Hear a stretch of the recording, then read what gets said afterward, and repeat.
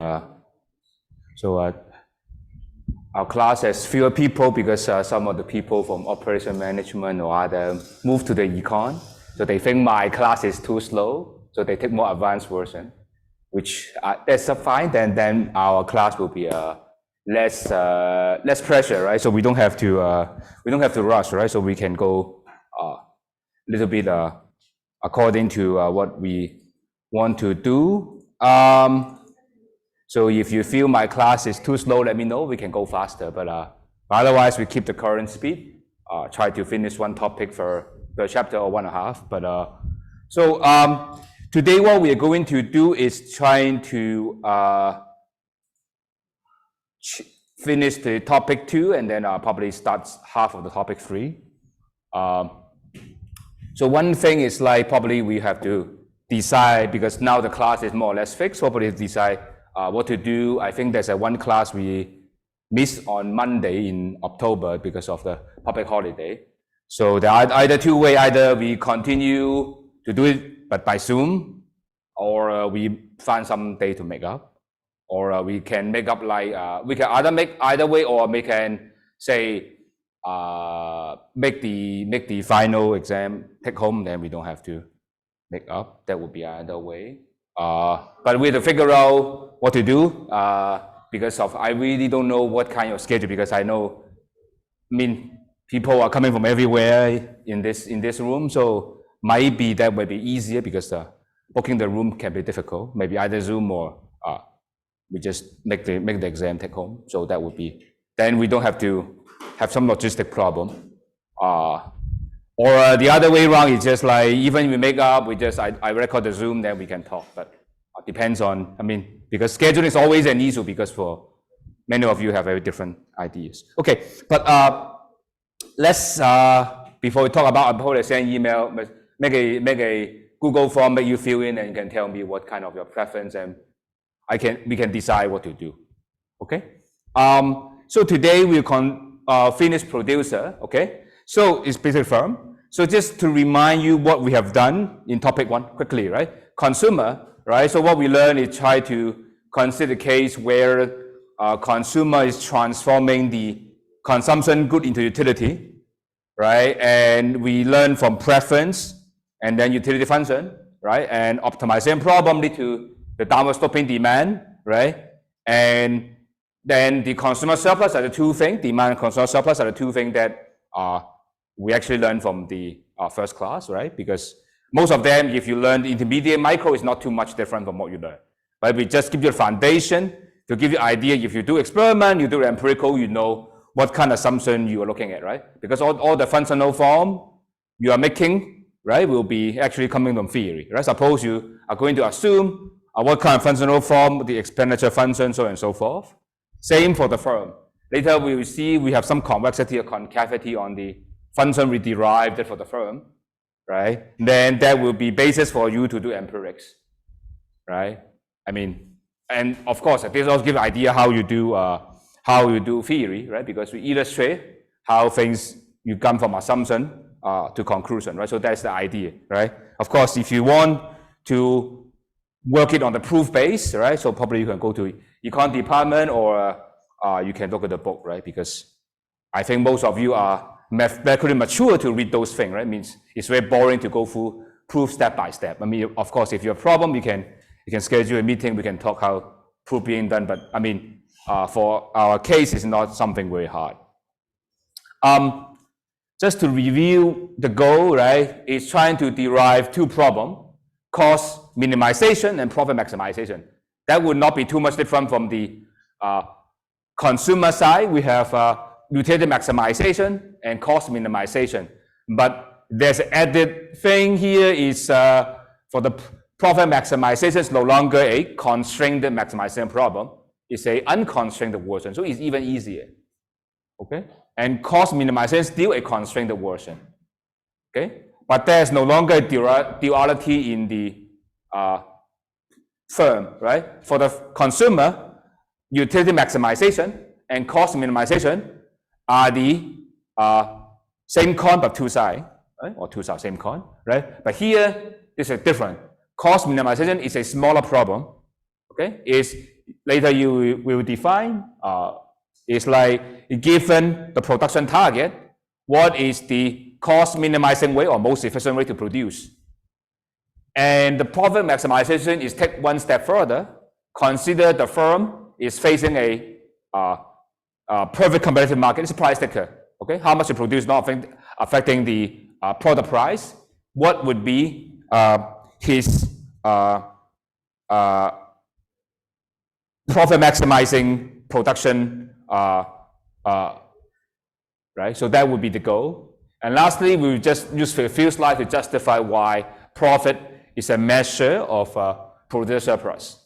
Okay, and that is why how in the policy or those people do things.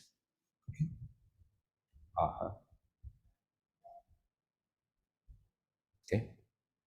And if you are aware, I mean, I don't know, some of you may have attended the seminar last Friday in our department.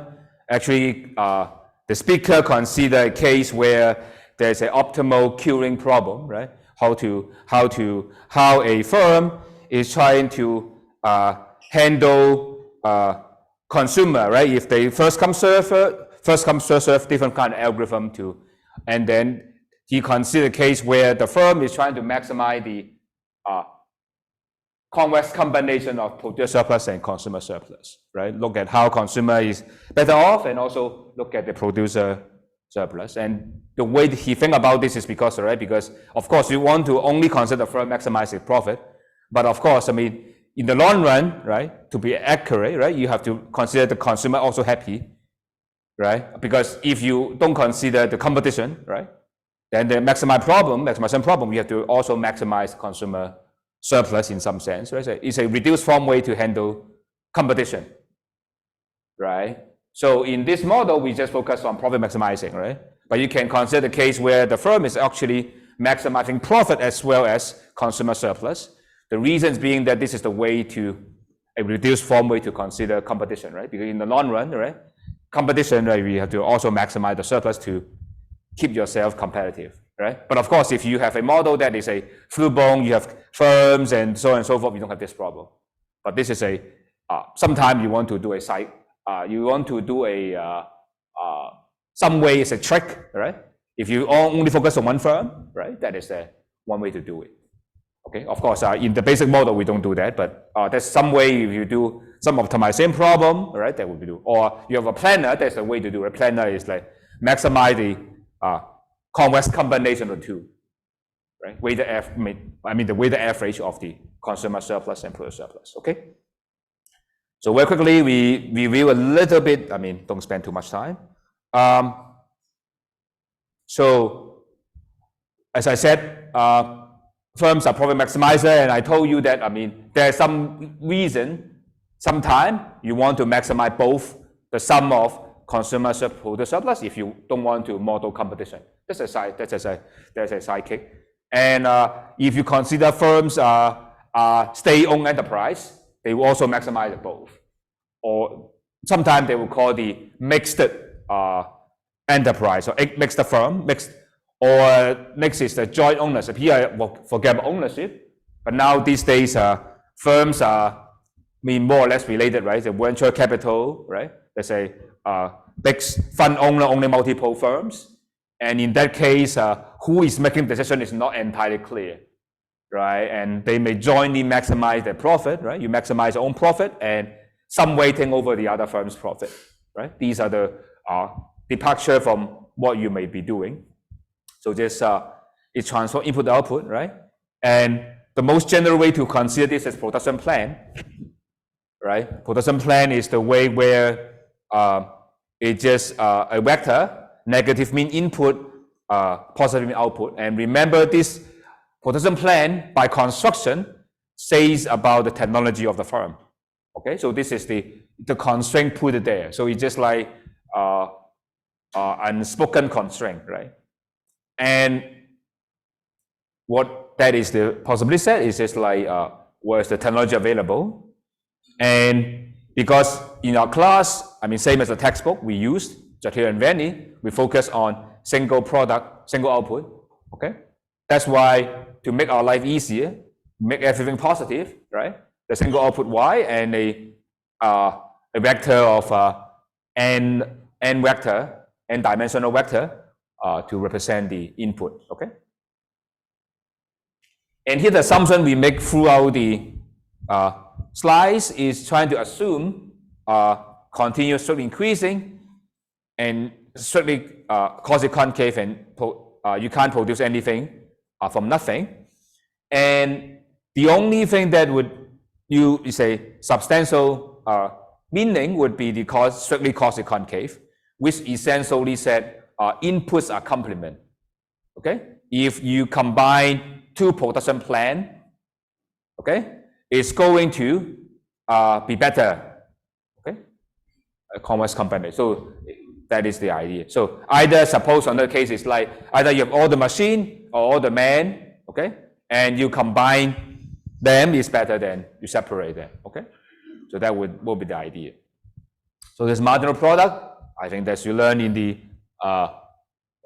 principal class is just simply say if you increase one unit of output, one unit input I, then how much output you're going to get, right? And usually this is a usual assumption we have is the diminishing marginal product, right?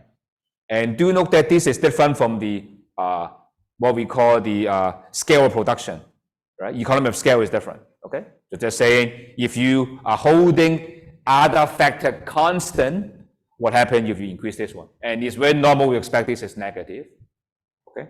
And of course, otherwise, the reason why you can see this is come from mathematical property, right? If this is not the case, then basically the firm will just employ just one factor for everything because he's facing the fixed factor price. Later we will see, right? We assume the firm is also competitive, it's input market, right?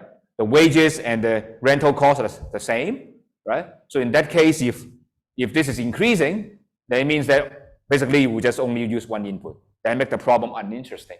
Okay, it's not that we can dispense with this, no problem, right? We can have increasing or whatever you like, but the problem is when this is the case, then you no longer have a nice solution, right? Then the firm will just hire one stuff, and that's for all, right? Either they have used this unit and use this unit to the end, right? So that's why it's not very interesting to not have it, but it's okay not to have it because consider the case of AI, right? AI is the one of thing that possibly is no diminishing return, right? Because it's easily scalable, right? You can just put more computer there, it's really compete. Then in that case, probably you don't have this, right? But in that case, what is constraining the production? Maybe other thing, right? It's not facing, maybe not facing the constant cost of capital, right? There are many other constraints. Then you have to introduce other constraints to make it work. Okay, so that is the reason why you look at what is assumption is doing, right? And what it's doing to the problem. If you do away with this assumption, what additional assumption to make the problem realistic, right? I guess that's what my class tried to tell you, right? It's not a specific assumption playing this model. It's trying to tell you why I make those assumptions, right? And what the role play in this maximization optimization problem, and what happened when you do away with that, right? Because I think you guys are very good math, right? You don't really need me to talk about this, right? You want me to talk about what's not in the book. And average product, there's nothing new there. There's nothing to talk, but I just put it there. But just saying that you just divide the total output by the quantity of I use, right? So the same. So isoquant is same as indifference curve, right? And it's just set of the plan that gives you the same output. Do note that when we assume the production function is strictly increasing, it means isoquant is never a fixed line. It's not a fixed set. There's no fixed indifference curve. It's always a line. Same as the idea of what we call the local non-satiation or monotone in production function, right? There's never a line there. Same idea. Okay, this is the idea, right? And increasing actually means in the northeast direction is better, right? Go up is better. So that is the assumption is saying, right? And why is concave in this shape? Because of strictly quasi-concave, right? So when I draw this already, it's basically saying all the assumption there, right?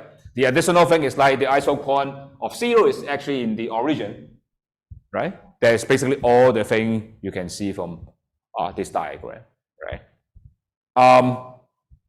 Next, we talk about this definition. It's MRTS, but by the name, you can see it should be same as MRS, right? MRS is the consumer is how they substitute their consumption plan, say between unit good I and good J, such that the consumer has the same utility. Same here is the firm is changing the production plan between input I and input J, such that the production is same, right? So you just give up 1 unit of I, how many J you need to make sure that the same production, right? So by construction, the same as the slope of the isocon, right? Of course, to be technical, it's negative slope because the slope is negative. So, but anyway, that's what it means. Another thing saying that is the diminishing MRTS. You also have the diminishing MRTS, right?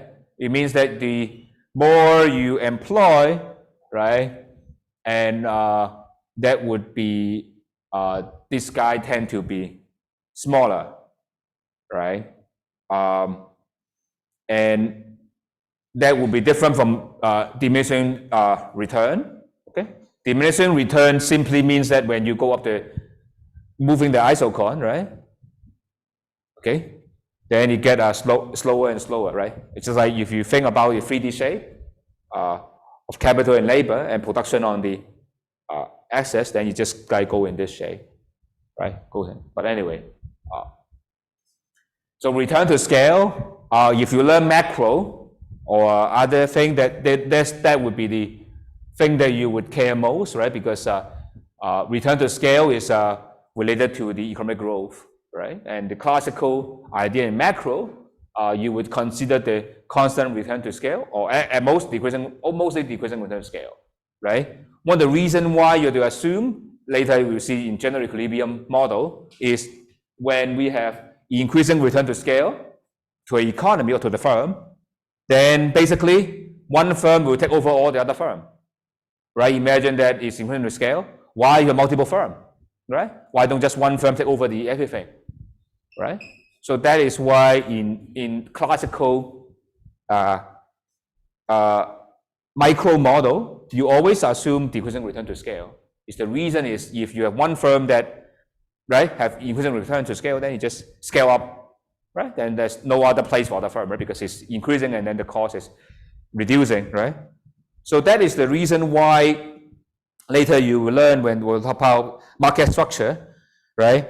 And one way that monopoly arise, we call natural monopoly, right, is when the industry exhibit an increasing return to scale, right? Just like the natural monopoly, like the coal mine or whatever they call the power generator from the water power, hydropower, right? The larger the scale, the better, right? And in those cases, you can see as increasing return to scale, right? One thing is good, right? Or you can see these days, but earlier, right? The cryptocurrency, the mining pool, right? And you can see the pool are very large, and many of them in China, right?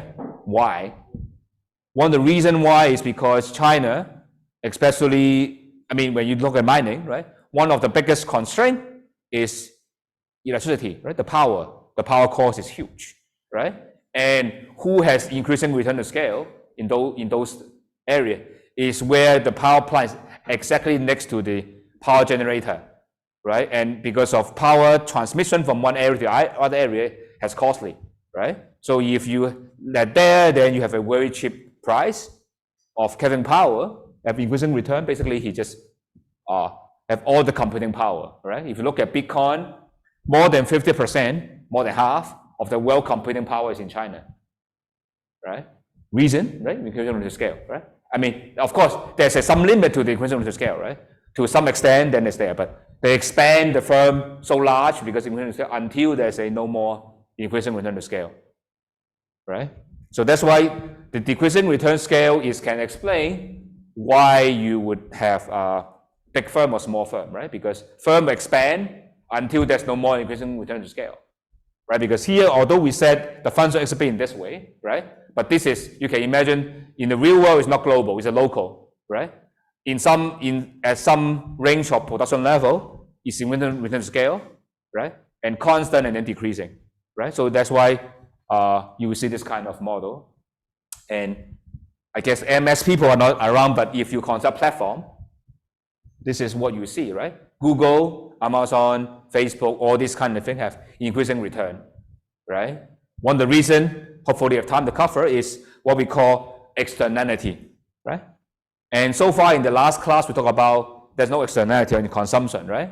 So what you consume, how much you consume, doesn't affect the other guy, right? Because later we see, we consider individuals separately, right? But when consider the case where we are platform, that is consumption externality, right? So why you use this, say, look at the handphone market, right? Smartphone, right? Why you use iPhone or iPad is because your friend using iPhone or iPad, right? So you can easily communicate with others, right? Why you use Facebook? Why you use Xiaohongshu, right? Because there's so many people there, right? If there's no one using Xiaohongshu, only you, then you are not interested in using it, right? We have the same idea, right? Why in Japan people use Line, right? It's other program, right? Hong Kong people, many people use WhatsApp, right? And mainland Chinese people use WeChat, right? And Russian use Telegram, right? Or other thing, right? Because of or Signal, right? Because they use the different, because enough people using it, then it makes sense to use it as well. So, and in that case, it's increasing the scale, right? And the more you have that, then more is more beneficial, right? Because of, okay? And the next is how the increasing return to scale related to how can we model this? Usually we would consider what we call the homogeneous of degree, okay? And if you have a constant return to scale, right? That means that degree of 1. And the important part is the marginal product is homogeneous of degree 0. Probably I have to write the formula for this guy because it's not entirely clear what does that mean. It does mean the following. It's not. Sorry. It just means suppose you have sorry, I can't write on the screen, but there's a problem. So it's a marginal product times K, right? Suppose there's product and labor, right?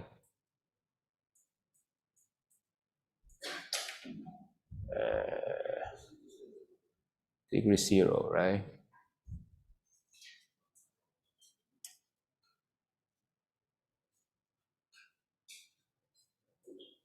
It's Y, right? So this is so this is the Y is the just f of K. F of L, yeah. I think this is the case. Am I right? I think that's the case. Let me check and get back to you. I just forget. So maybe I check that back. What does that mean? I think it's all of here. Yeah. Let me make sure that it's all right. Just let me check the formula for that one. I mean, just make sure it's all right. But I think it's all right. Yeah, I think that's right. But anyway, the next one is about the concavity. So this is the assumption we want to make is if we have what we call constant or decreasing return to scale, and together with the assumption we make, this is concave. And the reason why we need this property is because we actually, when we write down our production function, we almost always assume it's concave. Okay, and that's the reason why we do this is because we always assume this 3.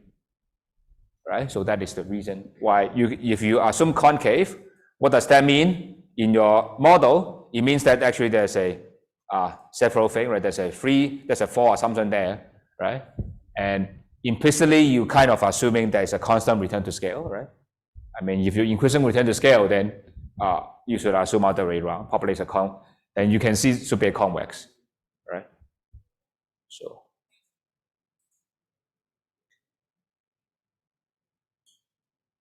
oh yeah, you can just take differentiation with respect to x, and then, okay, anyway, I'll do it later.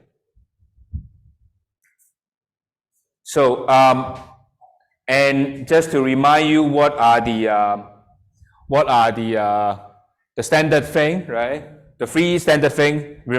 Just to remind you that since you guys are very good at math, so when you try to solve the model, you have tendency, many of you, even including me, a matter of time, tendency to, I'm not saying my math is good, but anyway, but we have tendency to solve the most general form of the model.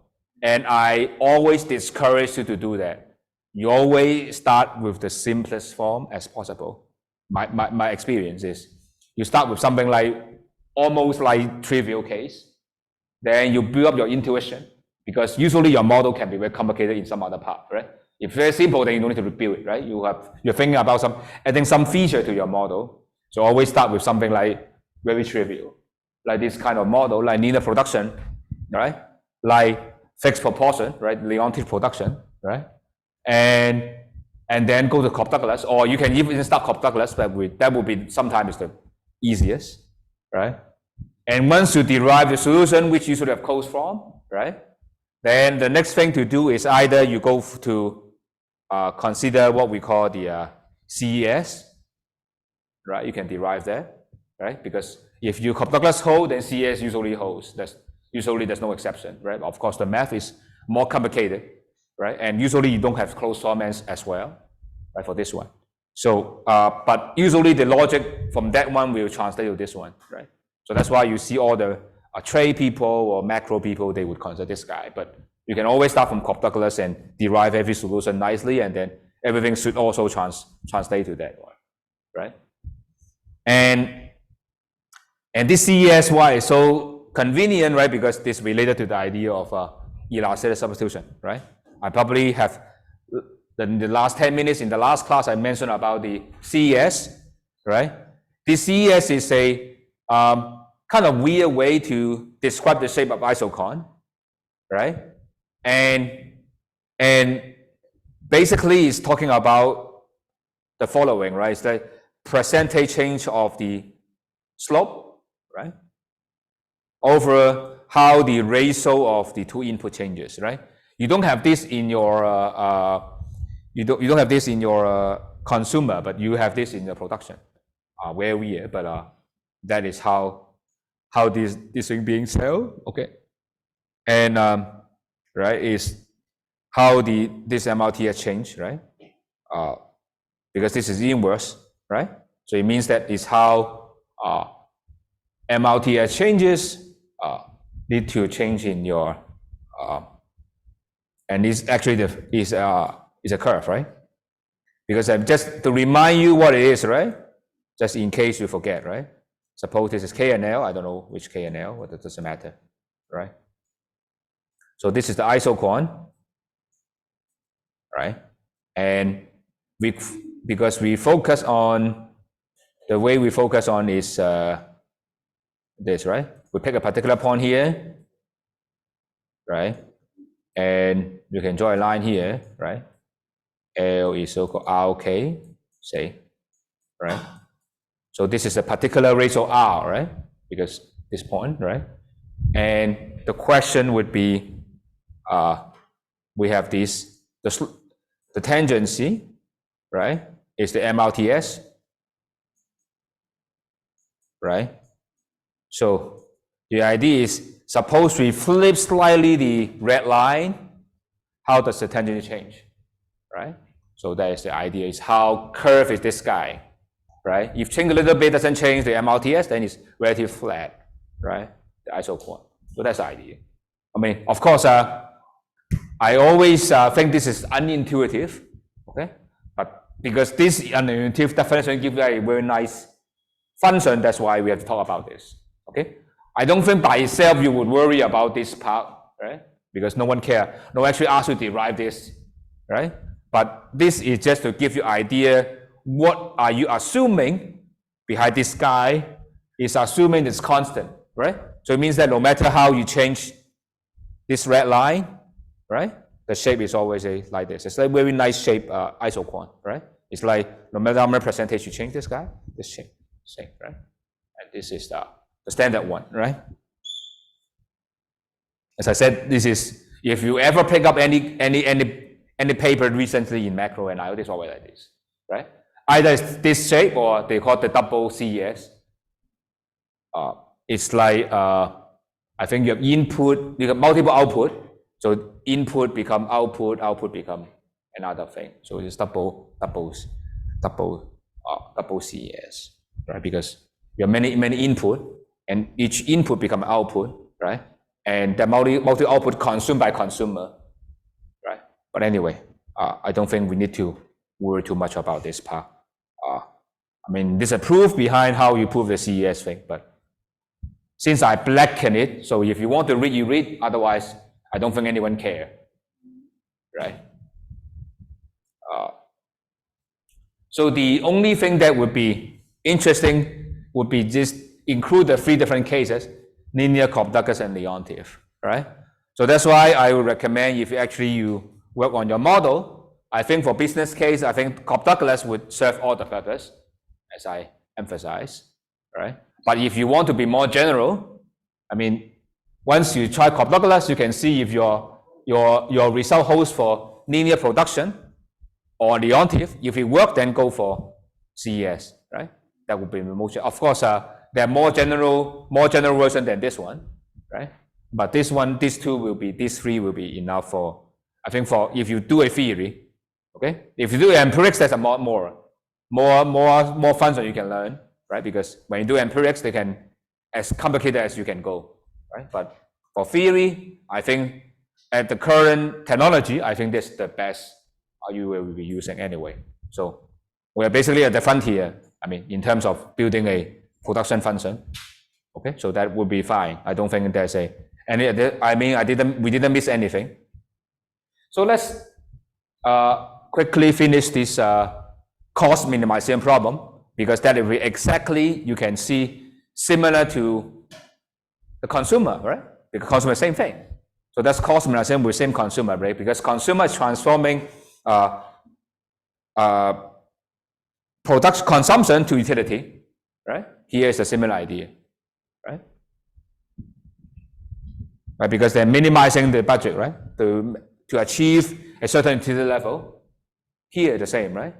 Is the firm is going to achieve minimum cost of achieving certain production, and the shape the same, right? The isoquant, the utility curve is the same. So that's why everything is the same. There's nothing new.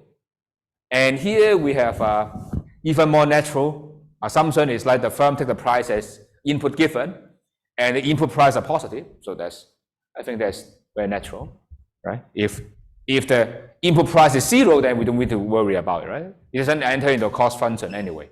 So that is I think is a trivial assumption here. So here we have the setup is you have a production target Y, input costs, input prices are all positive, right? And you find the cost minimizing production plan, right? Here.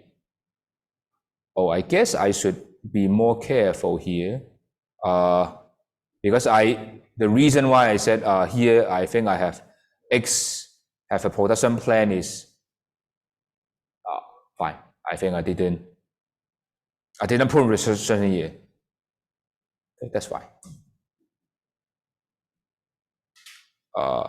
Here, I think our technology is embodied here, so that's why we can put n vector here. So here we assume the case the firm can employ any number of input as long as he pays the market price. Okay, so that is the reason why he can do that, because the firm is small, relatively small in this model, right? No matter how many input he's using is not going to affect W. Okay, it's a price taker, okay, in this model. Okay, so this same as, right, if you still recall, right, this maximize PX, right? If UX bigger than U, right? The same problem, right? Remember, this is the cost minimization problem for consumer, but the same thing, right? Given this and this function is the same as this function, the F and U. So that's the same problem, right? So there's nothing new to learn here, okay? And the only thing is like want to look at the FOC, okay? The FOC will be interpretation the same, right? So here we have the solution will be what? When this is the Lagrangian, right? Because this is then you differentiate respect to xi, right? Then give you this guy, right? And this is the right-hand side is lambda fi, okay? So it's not immediately clear what it means, right? It's not immediately clear what this FOC means. So let's convert to the case where it's easily interpretable, okay? So again, we will use the ratio idea, right? Consider you are changing 2 units of input, exchanging 2 different input, I and J, right? So in the external market, how you do exchange rate is you give up 1 unit of I and how many J you can get, right? It's the left-hand side, right? You give up 1 unit of I, right? Then how much money you have is Wi, and how many units of J you can get is divided by Wj, right? But that should be same as the internal exchange ratio, right? Because you keep your production the same, right? So that's the idea, right? So is the price ratio equal to MRTS, right? And you can also rewrite it in the following way, right?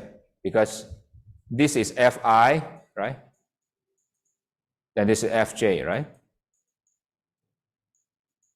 And you cross multiply, give you this one. Okay? It basically means okay, what is the mean, right? Fi is a marginal product, right? It's increasing 1 unit of I, how much you can produce, right?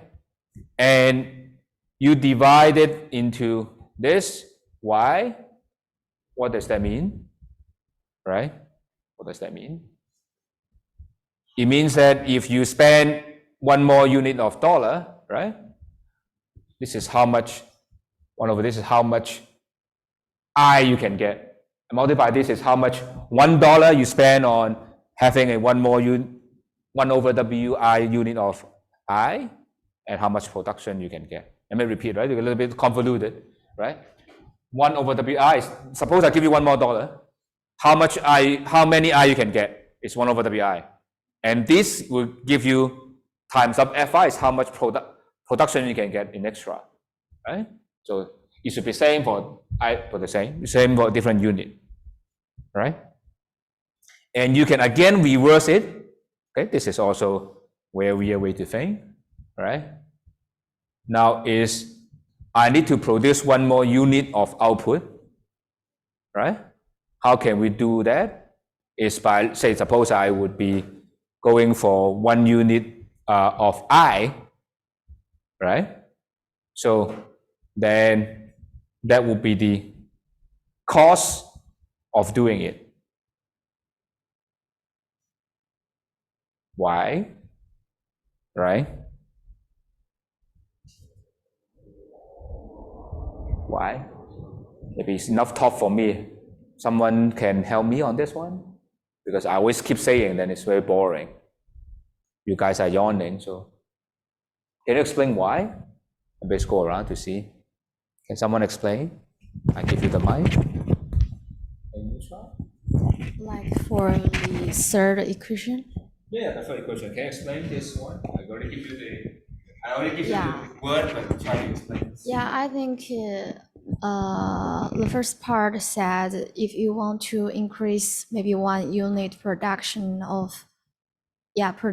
and how much extra cost you will spend on the input of I, and which is equals to if you want to produce extra unit of production, you should increase how much extra cost for input J. Yeah. Okay, is it able to get it? Okay, so, right, because this is, you increase, this is how, you increase 1 unit of I, right? How many goods you can produce, right? So if reverse it will be, if you want to produce 1 more unit of I, how many unit you need actually to produce, right? And then multiply this cost of doing that, right? Because 1 over Fi, right, is how many unit of I you can produce 1 more unit of output, right, times the cost. Okay, is that okay? I mean, well, so you can see there are 3 different ways to interpret this, right? So that's why when you, as I just to emphasize again, whenever you solve a new model, you get an FOC, you have to explain, okay? That is the way you explain, right? Because the standard, you know, but regardless of what, right, you are basically doing FOC, right? Usually, right? FOC would be just marginal cost equal marginal benefit, always. Or there's no way in this one is like, you try to, because this is different from marginal cost, marginal benefit, right? Marginal cost, marginal benefit usually is somewhat here, right? But the invitation will be looking at 2 interior solutions, right? Looking at the optimal. There's no optimal way to change the plan a little bit, right? So that's the idea. So it's different from the standard way we do it. But we will talk about marginal cost and marginal benefit later in the profit maximization problem, right? So when the problem exists, a solution, I mean, same as the utility, right? And it's cosine concave, it's always positive pi, it's always unique, right? Because if not, then you combine the 2, always better off, right? Let me repeat, suppose you have 2 plans, right? If there's not, they are both cost minimizing, you have a middle one, the middle one under strictly cosine concave, the middle one actually would be better. So you should have lower cost, right? So that is the idea. And because unique, that means that we can write this as a function, right? Exists a unique, there's an equal, right? There's a unique. There exists a single production plan that minimizes the cost, okay? So that is what we call conditional input demand, okay? So because conditional on the production, right? So given our production level, this is our conditional. The one unconditional is without the y, okay? But this is so far has no different from what we learned from the classical, right? So that's same as the cost minimization problem, right? This is a isoquant, and this is the conditional input demand, okay? And okay.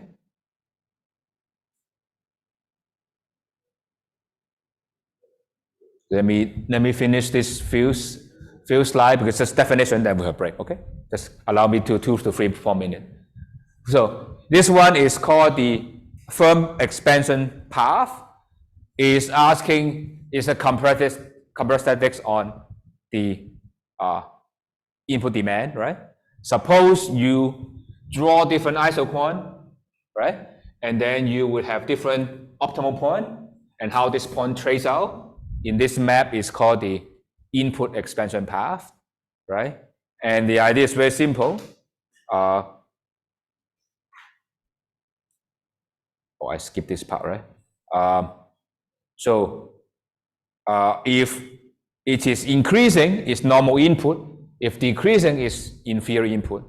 Usually in macro or other application, usually labor is normal input in many cases, right? But later, then maybe when we go further, capital will be substituting, right? So it's not global, right? It's not monotone, right? Usually you would increase more labor at the beginning, right? And then later, then labor would goes out, right? Because it's more efficient with capital. So that's why it's not monotone. So let me finish this slide, have a break. So this is nothing new, right? Remember when we have a consumer cost management problem, when you double the price, right? Then it doesn't change your consumption bundle, right? Because why? Because MRS and the price ratio are the same, so your optimal thing remain the same. Here is the same idea, right? Why? Because as you can see, the proof is very simple, right? Because FOC depends on input price ratio, right? Just you spend double, right? Because the idea go back to here, right? This doesn't depend on price. This guy, right? And this line, right? If double, the same, right? Because this is the ratio thing, double, right? Basically, the cost just simply double, and you over the same thing, right? Then rescale the graph.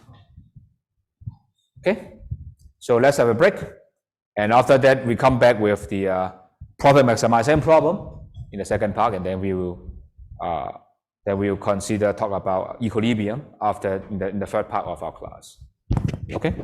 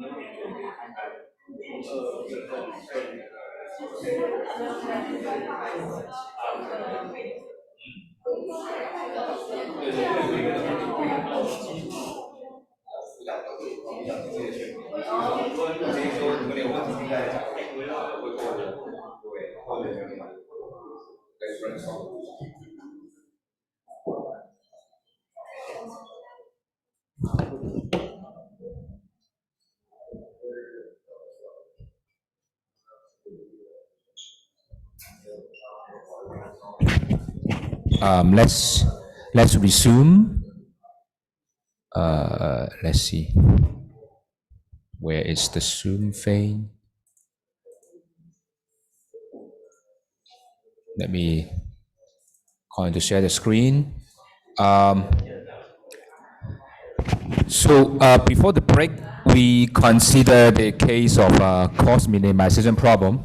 Okay, and do remind you that everything is same as almost the same as the consumer cost minimization. So we don't want to spend too much time on that, right? But the only thing is, if later, I mean, as an assignment, I'll give you a Hodgson function, you need to derive this thing, okay? The main thing, of course, in assignment, we'll ask you how to do derive, right? In the class, you need to understand what the assumptions, right? How to interpret them, okay?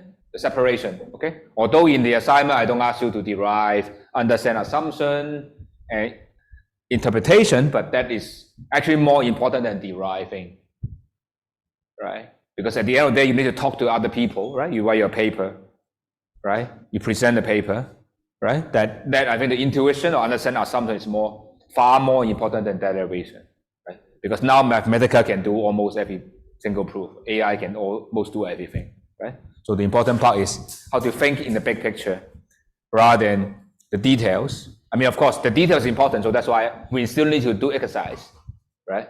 But if you actually want to do research, right, Mathematica can do most of the stuff, right? Right? So you don't really need to worry too much about derivation.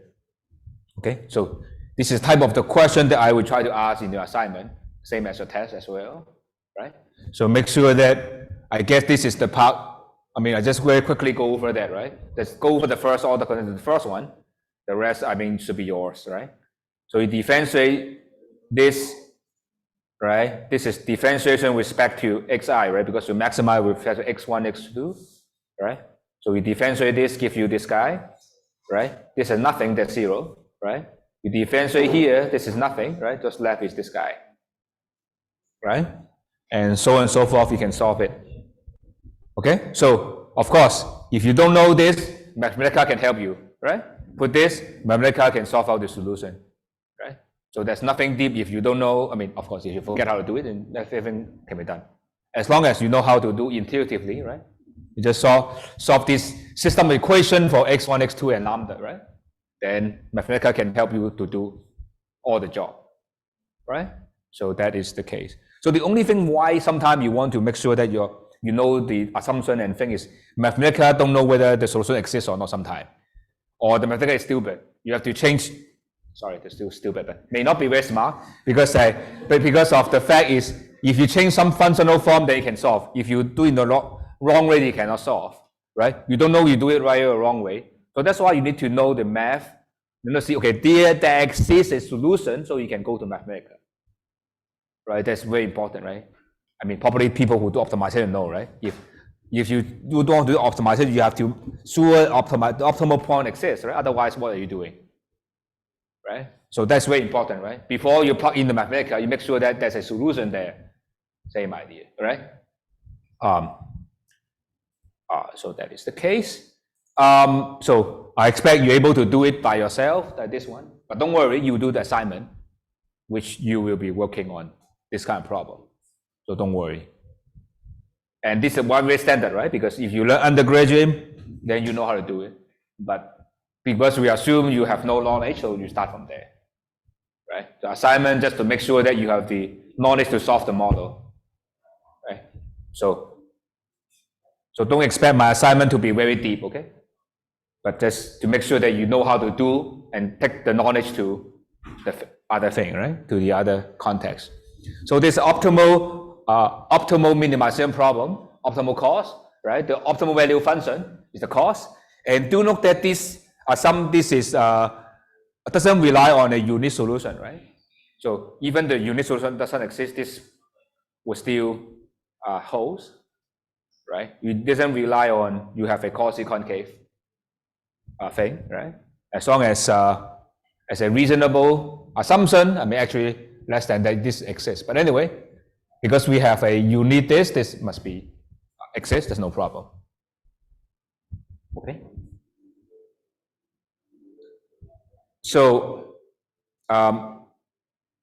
this is proposition saying that the total cost function is simply if you know the conditional demand, the same thing. So there's nothing new here. So here that is a crazy number of property of total cost function, or compared to a slide that I think this is the part I just add this morning, but I think that is obvious. So I think the property are very straightforward. Okay, I don't think I need to talk about those because this is following from the cost function. The only thing that I want to put your emphasis on is the last two, right? Because I think the first 5 is trivial, right? Even I think you can just prove it, right? The last two is like, the first one is concave in input price, and the next one is a surplus llama. So number 6, I think this one should not be difficult to understand. Actually, same idea as why we have the same thing in consumer, right? The idea is you consider linearity, okay? Suppose the input price change, okay? And you should expect the cost also change linearly. Suppose you keep the production plan the same, right? But you can adjust your production plan accordingly, optimize, right? So that's why you'll be concave, lower, right? So that's a proof. I mean, of course, you can prove it, but this is the intuitive idea, right? Let me repeat the statement again, right? You have your optimal production plan, right? Now change the price. Okay? Say suppose just change the labor, okay? And if you keep your production plan, your cost will change linearly, right? Because change the price, right? It's linear. But now you are able to change your production plan, re-optimize again, then the cost must be lower, right? Not linear, not go linearly. So that's why it's concave. Of course, you can prove it, okay? But this is intuitive. Is that okay? So again, why this is important? Because you try to estimate the cost function of the firm, right? So this is something that you would put a concave there, right? So you run the regression, not run linear regression, right? You have to include a square term to make it concave. Does it make sense? Suppose, put it this way: you are looking at the firm's data. You have the cost, you have the input prices, right? Then you want to run a regression, right? Because you don't really know how much you don't know how much, don't know the quantity, right? But you just run the regression, right? Then it's concave. Okay, because you want to estimate the elasticity, so on and so forth, right? And the surplus llama, this is nothing new, but just when you differentiate with the price, give you the quantity, but this is the same as what you see in the demand, right? So I don't want to discuss this part, it's the same, okay? And the problem probably what is really cost concave, because otherwise, this is ambiguous, right?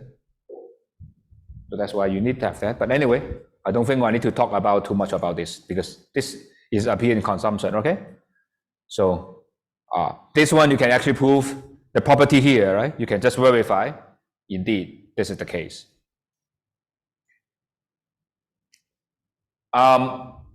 Here is what we call the average cost function and marginal cost function, right? And Later you will see if we do IO or other competition, then basically we just assume these two directly. Okay, and when we do game theory, this is we assume directly. So same as the utility function, right? We impose on utility function directly. We don't talk about preference in application, right? But you know this corresponds to what? Same as this, when you model firm strategic interaction or consider some optimization problem, we usually sometimes impose the cost function directly. Sometimes even just look at the marginal cost or average cost, right? We just model that part, right? Because sometimes we just forget about the fixed cost, right? 0, then the short run, right? Focus on marginal cost. We just focus on that. Then you need to know what assumption need to work, right? So that is the idea. And finally, talk about this, but I just blacken it because we talk about this more when we talk about game theory or next class. But in principal class, we talk about long run and short run, right? The idea is not about the time horizon, rather is your planning horizon. Okay, not about how long, but about what do you think what can be changed. It's your restriction. So if you allow everything to change, it's long run, regardless of time horizon. Okay, if you think about things I can't change, it's about short run, right? Suppose I talk about long run, usually talk about whether you suppose you can open many stores. Suppose you are a shop, right? You get many stores. Then it's long run, right? You can change whatever thing you want. But we talk about okay, daily business, right? Every day, I'm not going to build another shop, right? More another machine, just more. Whether we have more people, we have different arrangement of the business. In that case, a short run. Okay, it's just like it's a deliberate choice of what is into consideration, right? So, but also it also means one thing in the long run, short run in firm dynamics, right? In the long run and short run compare usually because short run is like there's no firms enter, okay, which we will talk about soon, right? So, and in the long run, firm may enter, okay? So firm is not fixed, okay? So that is because usually when firm enter, they need to pay fixed costs, right? So that's why when firm compete, then there's a two things we look at, okay? And everything the same. I'm just go way fast because it's no different. It's just like if there's a fix, right? So the miniaturization problem is same, but it's just some component is fixed there, right? X bar W bar is fixed, right? When you know this is fixed, there's no effect on the minimization, right?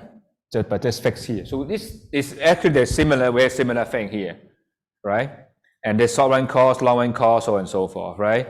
And here I blacken it. There's some relationship between them, and there's some property long run, short run, and of course it is useful sometimes, but technically there's not much different. But usually when you learn this is like you try to explain some of the real world phenomenon, right? For example, why the firm is making losses, they still operate, right?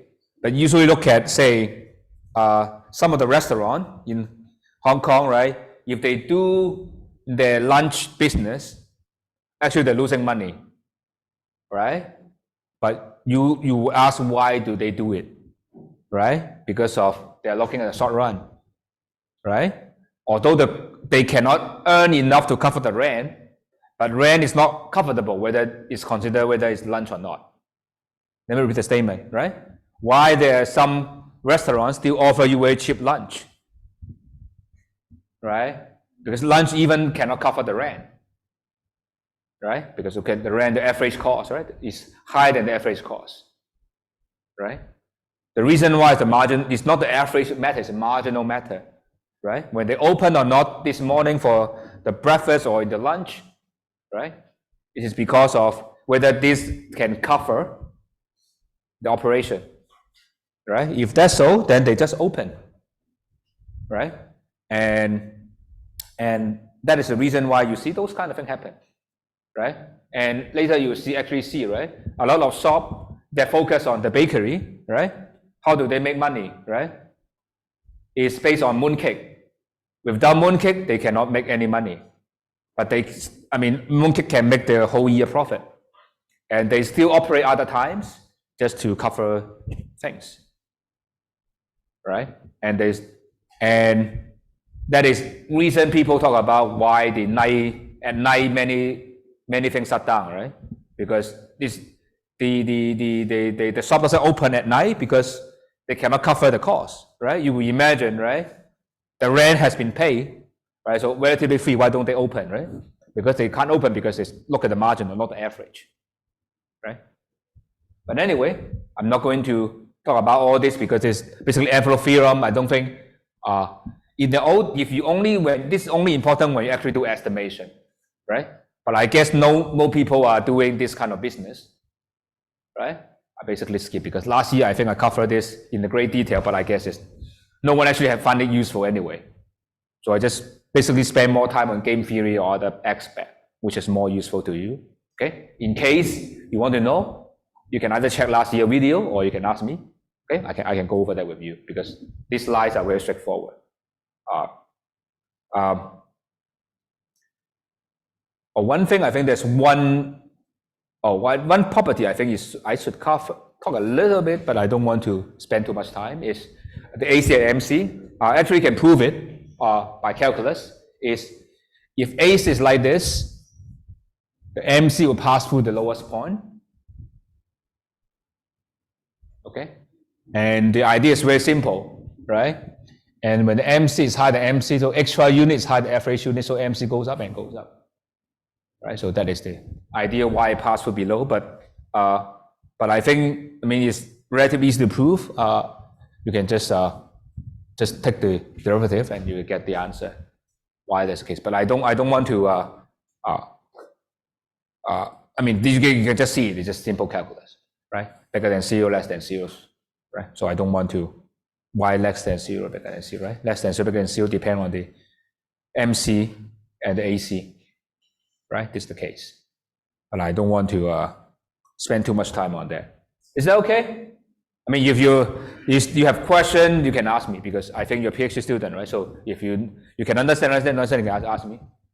But I want to conserve the time for more important things, right? There's always trade-off. So it's not optimal to cover every slide. Okay, I think I'm not too outrageous because I know some of the professors give 900 slides and go over that in one class, but I think I'm just reasonable, right? I try to cover as many as possible, right? I still put there because I think if you care, you're important. Okay, but so here I have the next problem is profit maximization, right? So later you will see that is related to cost minimization. Okay, but here we just do it the straightforward way. Okay, so do note that here I have one more additional assumption compared to cost minimization. Here is I have product price P. Okay, so that is very important because before we just assume firm is price taker in the input price. Okay. I forgot to mention one thing.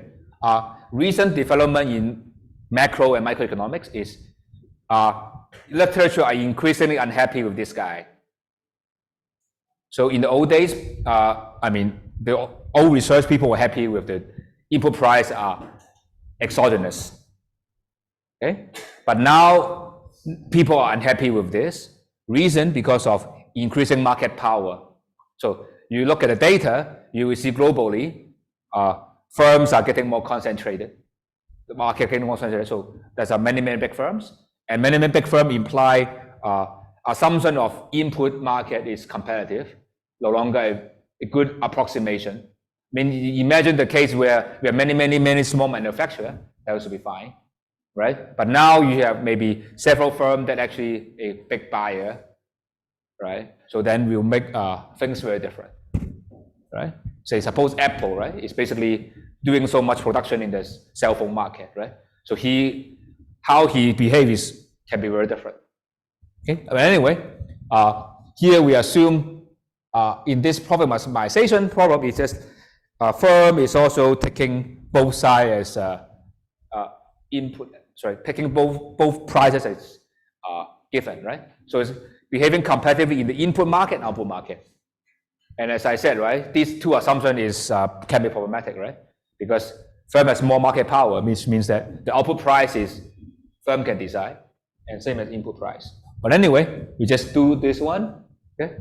It still holds a good approximation in some cases, right, in the whole economy, but in some industry, this can be problematic, especially the study you want to, the industry you want to study, that can be problematic, okay? So here is PY minus WX, right? The output times the price minus this, okay? So here we have several assumptions, right? It's price taking, so that's why he can take the output price as given, and he can sell as many units as he wants, right? And there's no competitor comes in. So that will be talked about in the game theory. And minus this is more than that one, okay? Your production more than your output, okay? And you know this is trivial, right? Because there's a free disposal idea, or the firm the F is monotone, right? And the cost is positive, so it's always this guy, okay? And also X is continuous, right? If X is discrete, like you have capital in the machine, then this may not hold, right? Because machine is there, you buy the machine, either you use it or not use it, you have to pay, right? The discrete nature. So there is something here. Of course, I would not say this is a big deal, but if you have big machine, then capital is a big thing, then this may not hold, right? So if you do this, this become a unconstrained maximization, right? That's very simple. Standard calculus will solve this problem quickly, right? So standard calculus, right? You differentiate this is equal to this guy, right? So this is called marginal revenue product. You differentiate this is the input price, right? So this is the standard idea of the marginal revenue equal to marginal cost, right? If you learn principal class, this is the standard thing you always said, right? Marginal revenue equal to marginal cost, right? And this actually you often see when we do game theory, right? It's always this is the case, right? But of course, when you have strategic interaction, this thing can be very complicated, right? Because how much you produce affecting your price, right? And also affect other people's, right? Other competitor and other constraint as well. But at least this will be the case, right? And this is the right-hand side, right? WI is you increase one input, how much cost to you, WI. And left-hand side is how much you can earn more, right? Because you produce one more unit, sorry, you employ one more unit of good I, this is a production, and you can always sell it at price P, right? So the left-hand side is how much you can earn by having one more unit of X in your production, and right-hand side is how much is that's the cost, and they equalize, right? So that is the idea. And because look at this diagram, I think this is useful, is the horizontal axis is the unit of input I you're using, right? And the vertical axis is money, okay?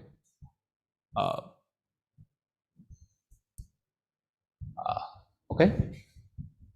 So this is the input price, WI, right? Because it's why it's horizontal, because it's price taking, right? And this is the marginal product. It's decreasing, right? Because we are usually assume, right, it's a diminishing marginal product, right? And that's the reason why you have to assume there is marginal product. Otherwise, it's inconsistent with the idea of competitive market, right? Suppose it's P times this is like this flat, then you always, there's no solution, right? Or either you have infinite production, right? Or you have no production, or not using this one. So that is always, you have to assume some some kind of decreasing, right? And cannot be increasing, right? If this is increasing, what happens is infinite profit, right? So that's why by this we have to assume, always assume kind of what we call the diminishing marginal product, right? So that is the reason why of this, right? But it's not about the cost, but even production, you will rely on that as well, okay? And the intercept, the optimal solution, we will call this later we see this unconditional input demand. Okay, later you will see, right? Because this only depends on input price and product price, not on the output, right? It just depends on the outside environment that firm it face. Okay, so that is why they call input demand, right? Just depend on prices. Now here is another way to look at the FOC. I think it's very important as well. The interpretation is, suppose I produce one more unit output.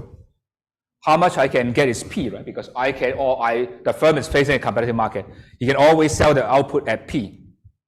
Now next is how you can get this output. Okay, one way to do it is to increase production through more input I.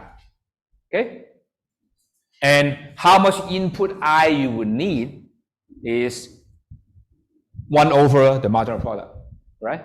Because marginal product is what? Increase 1 unit of I, how much output you can produce. Inverse it is how much I you need to increase 1 more unit of output, right? And times W is the cost of doing that, right? Because how much I you need and times wage rate or rental rate, this is the cost of that, right? So this is the cost of increasing 1 unit output through input I, right? Of course, you can do input J as well, right? So that will be same as the price. Is that clear? Now, this is another way to look at this, right? This is the output, total output in the horizontal. The vertical is the money, right? So again, you can see a horizontal price. Again, why? Horizontal means regardless of the output, price the same, right? So it's competitive market. Okay. And this is the marginal cost, right? And it's increasing. So the intercept will be the output function, right? Given this price, how much output, okay? So we're combining the graph we have seen from different, before we do that, we talk about this again. Probably we've seen this before, same as the cost optimization problem, right? Because you would just, remember here,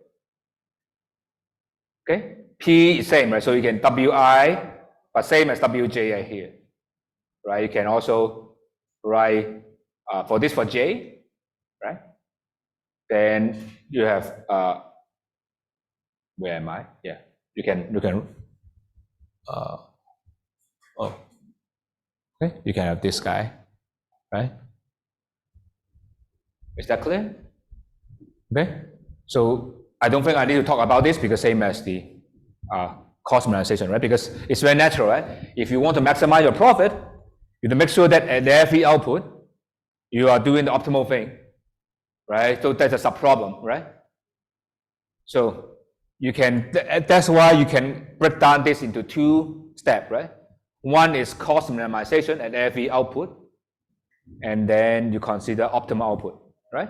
So that is what we would do in game theory, right? Instead of doing this, usually what we do is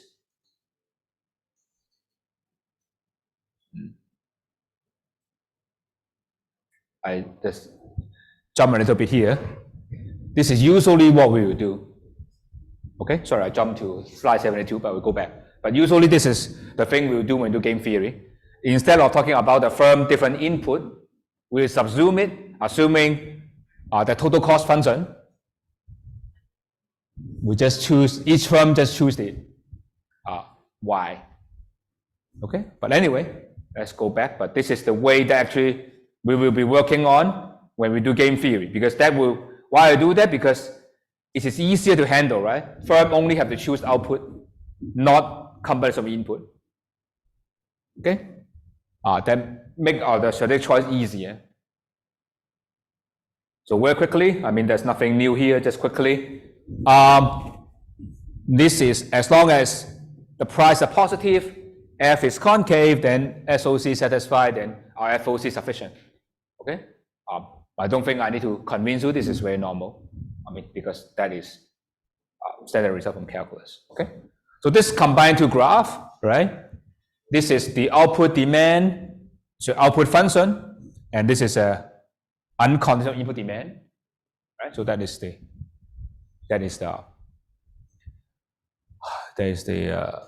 definition, right? And as I said, this is the one that we use. We want to understand the property, right? So there are several property. I think that is very trivial. Quickly, I think you can easily justify why this is true. Okay? The first one is very simple, right? If your price and input price and output price double, nothing changes, right? Why?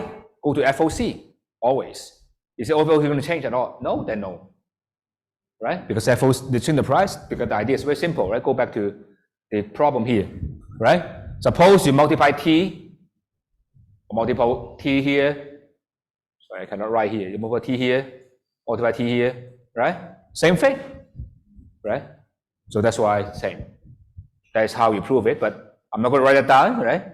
Although I said my class don't have proof, but we have proof, but we just don't do it. We just don't write out, but you know the proof is there, right? Just write that down, right?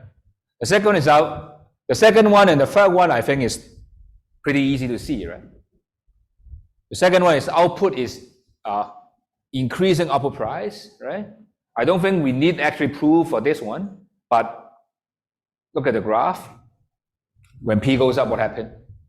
Right? P goes up, right? So I don't think you need any proof for this guy. I mean, of course you can prove it, but I don't think you need any proof, right? Input is decreasing in price, right? The price goes up, you cannot use more, right?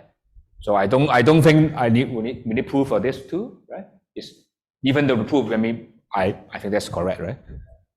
But of course you should prove it, but it's coming from here. But okay, just to remind you, you should be able to derive this, okay, without any issue, right? This is just problem as a main problem, right? Let's find the FOC and solve it.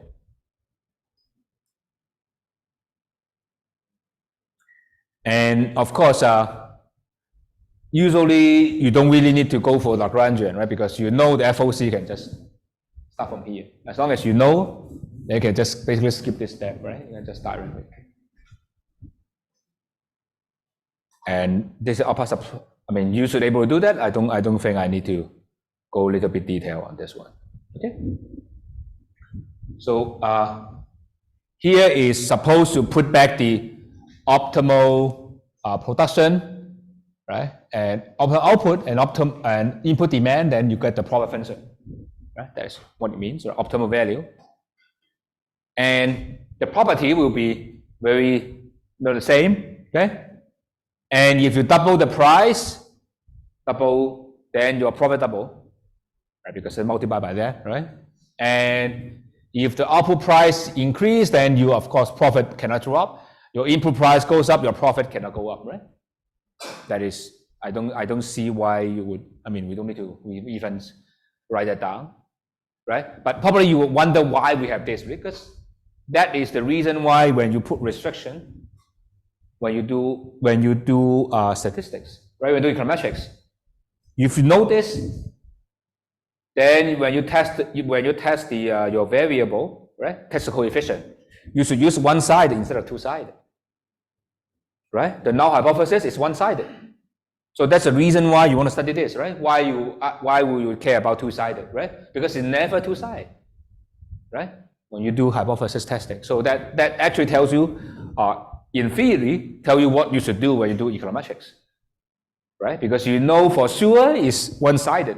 You cannot do one-sided test, So you cannot do two-side tests, right? And when it's ambiguous, then you can do two-side, right? So actually the guidance for econometrics, right? Because very often, right, you do this, right? You look at the firm's profit, regret on the price, regret on the wages, right? We're going to prices. It's very natural to estimate the profit function, right? And here we have a more crazy thing, okay? I think probably you would be interested in this as well, right? It's a convex in price and convex in input price and output prices, okay? And probably you can tell me why this is true. Use the linearity idea, right? Suppose the price, input price, why is it convex? Think for 10 seconds, see if you can get it before I tell you the answer. Why? Maybe someone can tell me why it's convex. Intuitively, of course we can prove it, but what's the intuition behind? Someone want to volunteer? Why it's true? Use your intuition, use your logic. Why it's convex? Not concave, why not linear?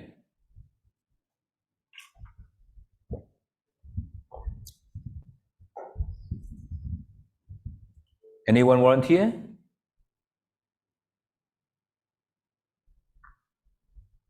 Against the idea the same, right? Suppose the price goes up, right? And if nothing changes, it changes to be linear, right? But you are able to reorganize your production, right? In the way that the cost may not be increased, right? Because the cost is concave, right? So that's why it will be convex, right? Same input price, same idea, right? You can reallocate your stuff, right? Because if you don't do anything, you don't do optimal thing, it's linear, right? You can do better, must be convex. Of course, you should prove it, but that's the intuitive why this is true, right? At least the reason why we want to do this is because when you consider your model or you run regression, you think about whether your coefficient should be concave or convex. You should have some idea. If things change linearly, what you should be seeing, and you are able to optimize. It should be go up or go down. Then you can tell it's a concave or convex, right? I think that is a very useful way of thinking, right? And here we have M.Phil theorem. If you know math, it's very simple, but usually I don't see too much benefit of this too, except later we will use this property.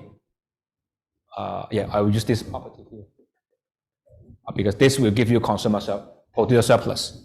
Okay, later you will see why that's the potential surplus. But this is the formula. Just simply this problem, right? You can write the Lagrangian, right? And then you can just differentiate and M.Phil theorem apply would do this, right? And the proof is behind convexity. And if you want to look, you look at it, right? Because the same idea we have said, okay? So you can prove if you have Cobb-Douglas what you will see, right? So that would be the idea. Okay, I'm not going into detail on this. You should be able to study this because it's a PhD class, right? So I can't go step by step. So here I have already mentioned is you would when you consider firm dynamics, this is usually you do, right? You don't really care about firm internally how they arrange the input. You just care about the output, right? Most of the time, right? This is the case. So this is the one that we will be using all the time, right? And usually when we talk about firm dynamics, right? Very often we will forget about the W, right? The input is always, right? Just they compete on the output market, right? But as I said, these days, input market is also become a strategic as well, right? So in that case, you can consider also, they also compete in the input market as well. So that can be a thing that you can consider when you write your model, but that is something that beyond what we said, but you can imagine these things are getting more interesting. So this is, so quickly go over that, but although I blacken it, but this asks you, what are the FOC here? Okay. The FOC is familiar idea of marginal revenue, marginal cost, because you will be saying that how is exactly P is the price, right? Marginal revenue, increase one more unit.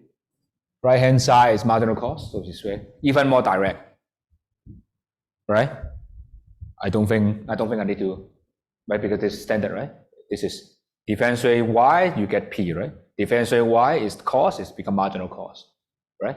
So price equal to marginal cost, right? So this we very familiar thing, right? Because in this case, firm is facing a horizontal demand function, right? So the marginal revenue is always P, right? The marginal cost is just the standard marginal cost, right?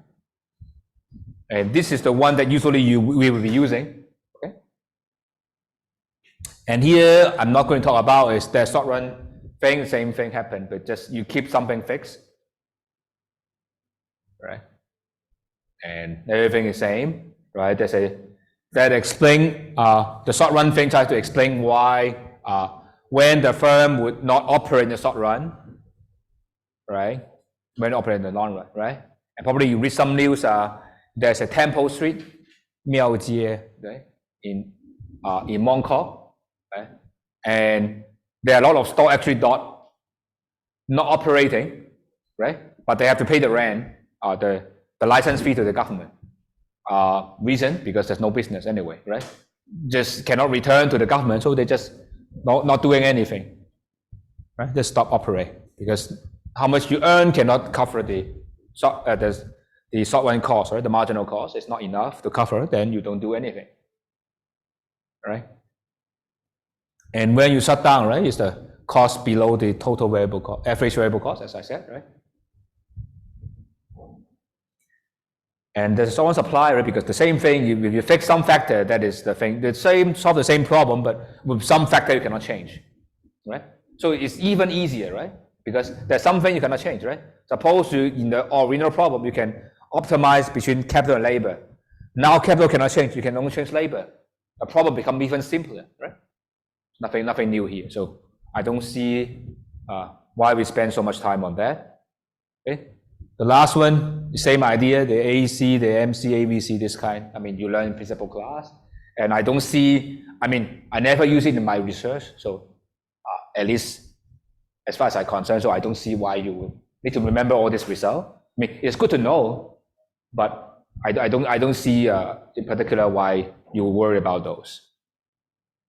But if you try to read that, if you think it's important, if you don't understand, then ask me. But everything is just grab from a textbook.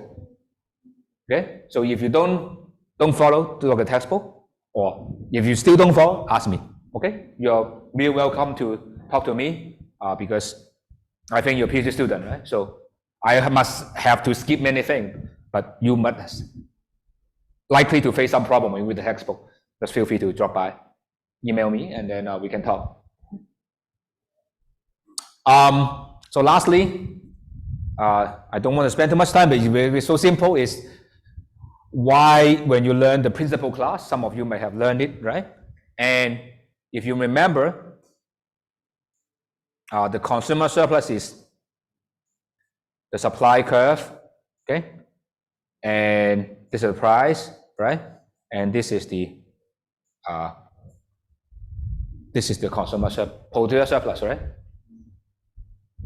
And for the firm, right, the supply curve is just how much they output, right? It's output. I mean, sorry, I should have mentioned this explicitly. Sorry, I just go back to here, right?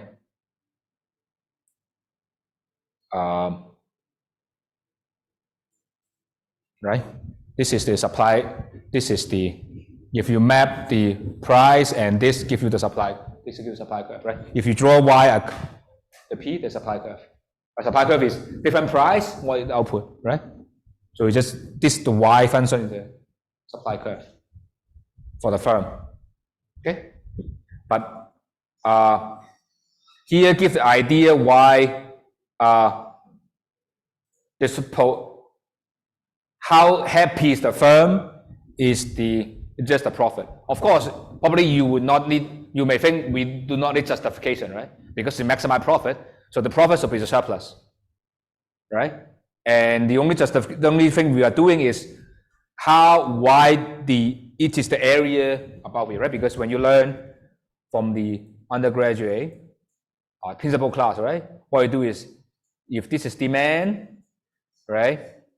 And this supply, right?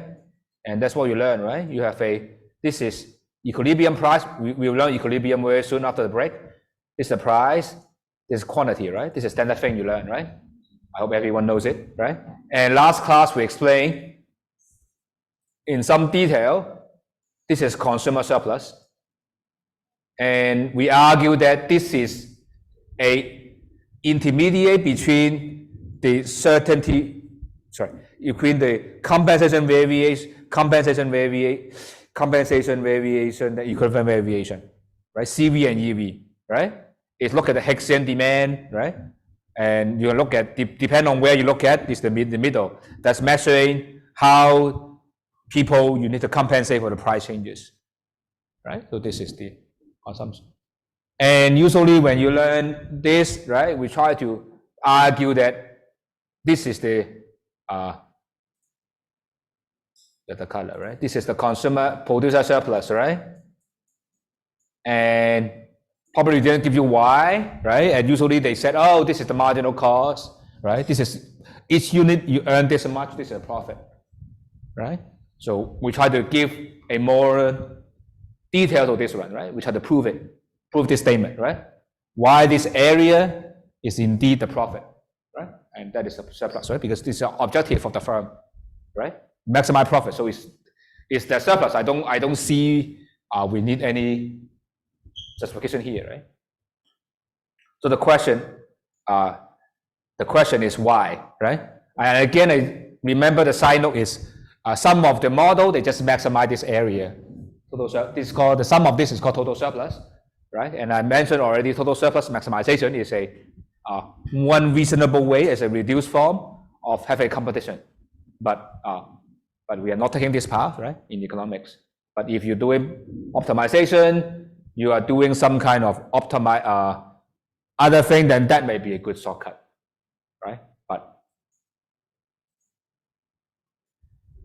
So the idea is because of, as I said, we need the M.Phil theorem, right? For this to be whole, M.Phil theorem, you define the price, give you the output, and very importantly, if there's no input price is zero, then you get a zero. Then you just integrate this from 0 to P star, it's just the pi P star, right? It's just standard calculus argument, right? The differentiation and the integration are just opposite, right? I don't think I explain that, right? This is something very standard, right? Everyone would have no problem with that, right? So that's the idea. Okay? So I skipped some of the thing I intend to skip, but if you have any question, you can just ask me. But anyway, everything is the book, okay? The book has even more detail, so I only already taken out the main thing. Okay. Is there any question? If not, then we have 15 minutes break. I'm sorry I overrun again because I don't have a clock in the down there. Next time you can let me know because I never know there's an overrun. Let's resume. Now it's 38, okay? So resume and then we resume talk about equilibrium, okay? We finish consumer and firm, okay? So we'll talk about how equilibrium when firm and consumer meet, okay? We do it separately. After break, we talk about how they meet together with equilibrium. Okay, we'll cover some equilibrium and then because we finished first two topics, I will give you an assignment which you have two questions. One solving the firm, one solving consumer. Very simple. I probably pick up the last year final exam question and put it there. So you can just do it. Have fun. Okay, don't worry. We'll see you after the break.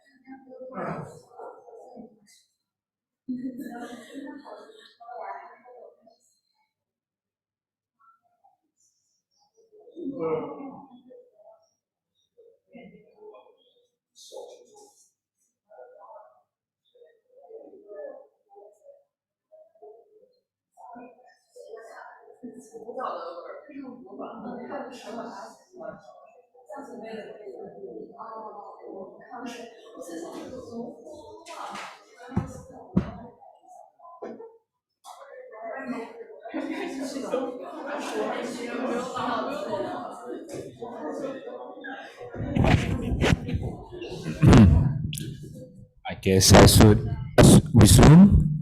Um, so what? So we cover the consumer and the firm, okay, and they're all price taking. So we are going to consider a case where when they meet, right, what's the equilibrium? Because so far the prices are exogenous, right?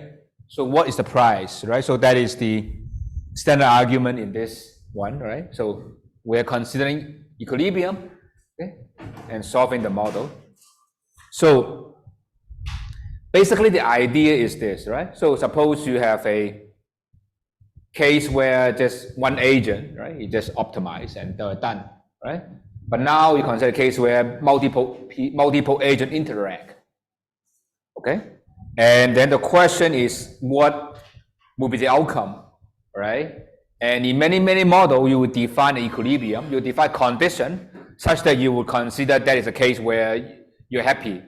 The equilibrium, the thing will stay there, right? And here we focus on the case where we have what you call the price mechanism, okay? The price would adjust such that every people will be there, okay? And this is good because we know how things being adjust, right? Because when you have a disequilibrium, anyway, price will guide you back to equilibrium, right? That's we call stable equilibrium, all right? But later when you learn game theory, when you learn Nash equilibrium, this need not be the case, right? We're just saying that there exists a conditional want to move away, right? There's no guidance of what happened when you're not in the equilibrium, we get back. Okay, so this is very nice. Outcome is because price will get you back to what we want. Okay, and that's the idea. And we focus on the case here. Only we are clearing the output market, right? Only the P is being decided, not the W. right? So that's why only clear the single market is called partial equilibrium. If you want everything is determined, it's called general equilibrium, which is second half of the next class. So this class we focus on partial equilibrium. Okay, there are multiple firm, multiple consumer, right? And they enter in the market, and the price will adjust to make sure that they're equal. Okay, and the beginning, when the perfect competition, which means that firm will take price as given, right? And later, when we're imperfect, price is not given. Price is determined by each firm's behavior. Okay, and in all this model, we assume consumer is not not strategic. You just take the constant given. If consumer is also changing, it's another thing as well, right? So that's why consumer in this case we just simplify as a demand function. Okay, given the demand function, how firm behave. Okay, they're going to consumer is going to change. Okay, so that's our idea. Okay, we just focus on very simple thing. Okay, if you allow consumer to behave strategically, then things become different. Okay, and if you consider a supply chain model, right, then consumer is very important, right, because the consumer is right sometimes big, right? Apple, right, is consumer is using the input from many upstream firms to produce output, right? In that case, it's very different. But anyway, we focus on the final goods market. So let's go. Okay. So we consider only one good. Okay. And we hold other thing constant. Okay. So that's mean other good and the price are hold constant. Okay. So that make our life easier. This is P, the price of this good, and under perfect competition, this P cannot be changed. Okay, singly. Okay, aggregate, yes, but no one is able to change it by themselves, right? That is what we call the invisible hand, right? What we said, right? The thing that is behind and moving the thing. Okay, and this is the key variable that solves the model, right? And people from finance will know this is the most important thing, right? That's what they study, right? They spend their whole life study this price, right? And that's the most important thing. And the model is very simple, with just some notation here. There will be capital I consumers and indexed by 1 to N, 1 to I, okay? And its consumers income YI, again, this YI is exogenous. Okay, suppose you to endogenize this as well, right? Because human work, right? Work is come from wage. Wage is also part of the equilibrium, right? Or you are a second generation for a die, right? Then you generate income from the capital, right? But capital income is rental, right? It's also a variable to be designed in a model. But we focus on the case where income is exogenous. Okay. And given this, right, given the income and single good, you have a Marshallian demand. Okay, and we assume there's a downward sloping demand. Okay, there's no given problem, right? So it's just this P is increase in P will reduce your demand. Okay, we just sidetrack all the problem. Okay, that means they assume there's no big income effect. In other words, right? And next is we just try to consider a single demand, right? We aggregate from one demand to the market demand. Okay, and by doing it, okay, we're actually implicitly making some big assumption here, right? Of course, we can always add thing, right? But the problem is the property here, individual demand, we know very well, it's going to propagate to the market. That is unclear, right? People from finance know very well, right? I mean, heterogeneous agent, investor, right? And aggregate is a very different thing, right? And is it going to translate to this one, right? Right? When you write the demand function, is there a utility function or preference behind the demand function, right? There's a lot of that goes on, right? Of course, if you assume certain kind of function, you can do it, okay? There's a lot of literature in the 67, they talk about when you can aggregate this, right? You can assume there's a single consumer. Actually, that is the case we do for the IO model, many model, is instead of having a many consumer, we consume single consumer, that would do the job, okay? But is it a right model? There's a lot of issue there, but we just sidetrack it, okay? We just do it, okay? It's a good approximation anyway. So no one care about this aggregation model anymore, but this is what they do. And same finance, right? When you learn finance, as a pricing class is, okay, they will mention, oh, there's a problem when you do it, but anyway, you do it anyway, right? Of course, when you do,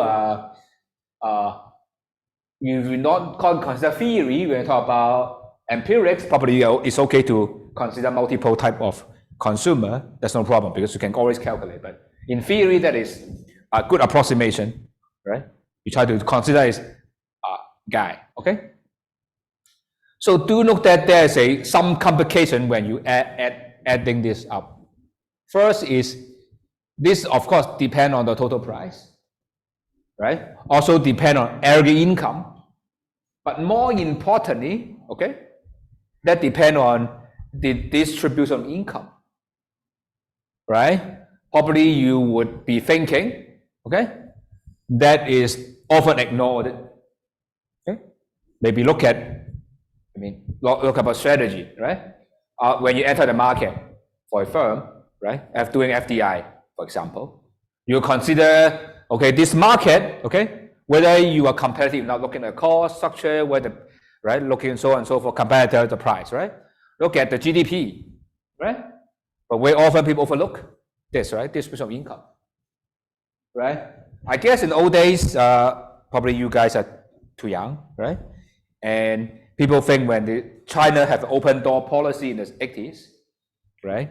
People would think, okay, we're going to make a big fortune, and when China opened up, one of the reasons often quote is China have 1.3 billion people, okay? Every people give you $1, then you have a lot of money, right?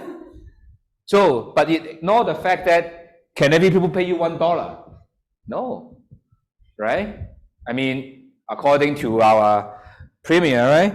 He said, more than how many? 0.6 billion people have less than $1,000 per month, right? How can you give you $1, everyone, right? If you have more than 1,000 firms for sure, right? How can every firm have more than $1, right? So the distribution of income is important, right? So when you talk about firm entry, right? That's the same idea, right? Not just the GDP, but how many people actually can pay you, right? So distribution, right? But anyway, I guess that shouldn't be a big thing. So the firm, we assume the firm is, again, very simple. There's an input price. As I said, the input price are given. So W is given, okay? And I also mentioned already, this is a part of the approach you can do research is the price longer as exogenous, right? There's a recent research in the macro or labor and so on and so forth, they're doing that. It haven't been propagated to business world, probably you can consider that as well. And the individual supply function, right? And the product function, right? This is something you learn from the output function, right? This output, right? And profit. The property we have already derived the topic 2, so that should be there. We just assume, okay? And you can sum all of the firm, okay? Usually people would not have any issue of summing this up. Usually it's fine, right? Usually it's not a big problem. Only the consumer adding up is some problem there. Now, first we will have a model. This model is we define a price as a solving this problem. Okay, so have an outcome.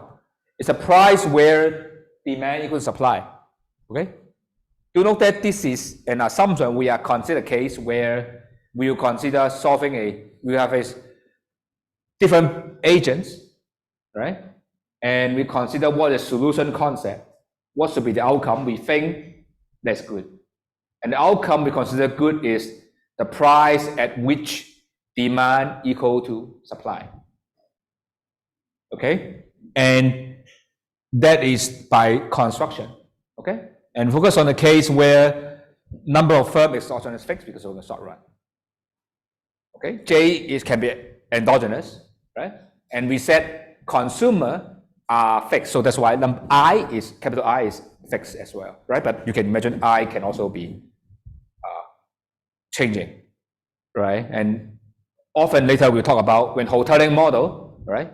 I is fixed, right? Because number of people, but you should consider case sometimes I may not be the best, it may not be fixed, it may be the best case. But anyway, here is the idea, okay? We have exogenous fixed number of firm, right? Consumer are just described by demand, right? And that's why firm also described by this supply, right? And then we define, okay, just by definition, we consider case of market clearing, where price will equalize demand and supply. Okay, that's by construction. Okay, and this is the model, right? And we have the market. It's a very familiar model, right? There's a market demand, right? And this market supply, right? And we define the equilibrium such that they intersect, right? Because it's a price where they don't. Just actually the point is here, right? Equilibrium price, equilibrium quantity, right? And as we said, consumer, we just assume just described by the demand function, right? So we don't need to study this, right? So we all study firm, right? Because consumer just here, they just draw the utility, this is what they get, right? So the more interesting part is this, look at the firm, okay? And here I draw the short run, so I draw the short run MC and short run AC, right? And MC need not be in this case as long as they're increasing, right? I mean, of course, they may decrease somehow, but at the end they must increase, right? And we have just had the very quick proof the AC will be just like this, right? Crossing the bottom, right? And if this is the price, right? This is your MC, this is your AC, right? So this will be your profit margin, right? P minus, of course, it's short run profit margin, right? You just like usually they call the gross profit margin, right? Because without taking into the fixed, it's okay, it's a profit margin, sorry. It's profit margin because FH cost, right? And the gray area is the profit of the firm, right? So it's making profit, okay? Short run profit, okay? So that is it. There's an equilibrium, there's a profit there. Happy. There's a model, okay? Now, we're done for a short run, right? People making profit, and probably you can draw consumer, you can draw the consumer surplus as well, right? You can because you can draw the demand, right? There's a price, right? Because I didn't write it down here, but you can see the consumer surplus is this one, right? This is the CS, right? And remember, this is the PS, right? But PS is sum of the profit, so you just this area multiplied by how many firms you have is that guy. Okay, so that's everything there, but this is already covered in the principal class. I'm not going to talk about this anymore because it's so familiar to everyone, right? What I want to talk is a little bit further, also you cover in the undergraduate course, is what happened now is when you allow firm to enter, okay? Long run, we have free entry, okay? I mean, okay, put in this, let me talk about this first, okay? In the long run, fee firm can enter, exit, okay? Of course, usually we assume there's no cost of enter, exit, okay? But there's possible that there's a entry barrier, right? Everyone from B school would know very well one thing. We call the we call the Porter 5 force or SWOT analysis, right? And that one thing talk about is barrier of entry, right? And barrier of entry can be set up by many things, right? Either access to the raw material or government barrier, licensing or whatever, right? But we assume, consider the case where can enter free. Actually, it's easy. You can later we'll talk. If exit require cost, what you will see. Okay, we focus on the case. Okay. If here we're market the same, okay. The only thing is we have zero profit of entry exit, right? So if you think that we have entry barrier, this model will still work, right? But the profit function have to include the entry cost compared to short run, right? In case you try to model that there's a profit, there's a cost of entry, right?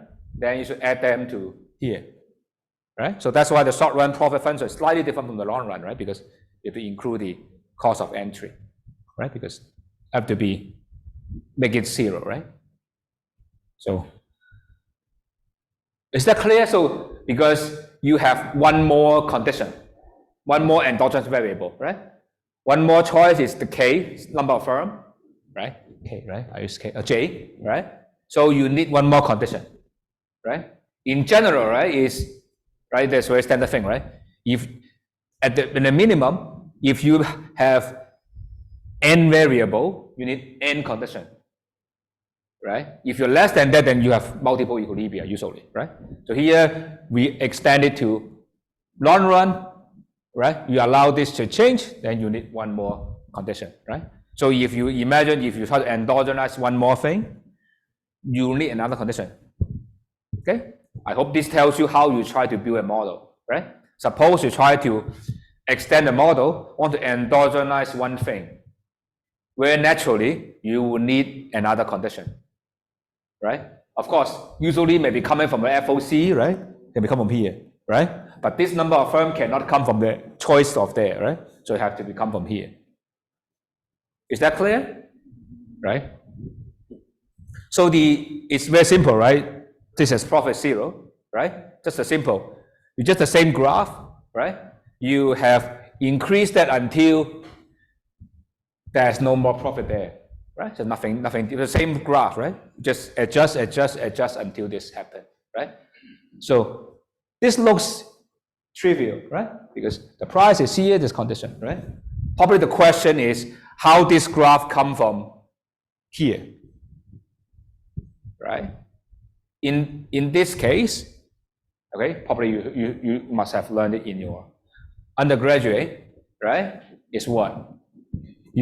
People keep entering, so that means that the supply curve shifts to the right hand side, right? And you shift until the price has met that here, right? So I think you learned that before, but the adjustment process we don't learn anyway.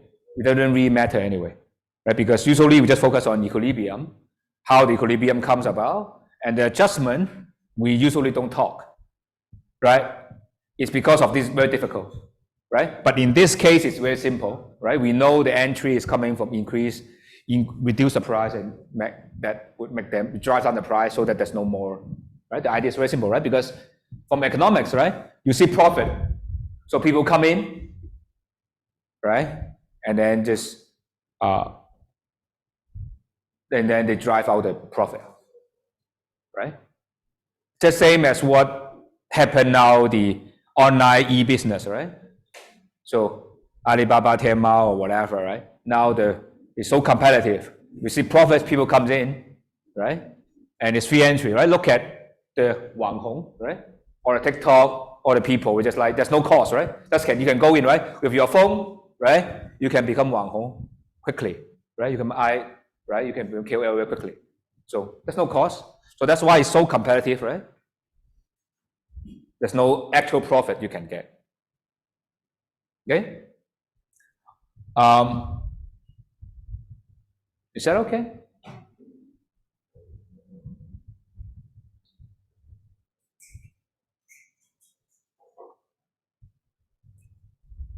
Now, once we've done with perfect competition, okay?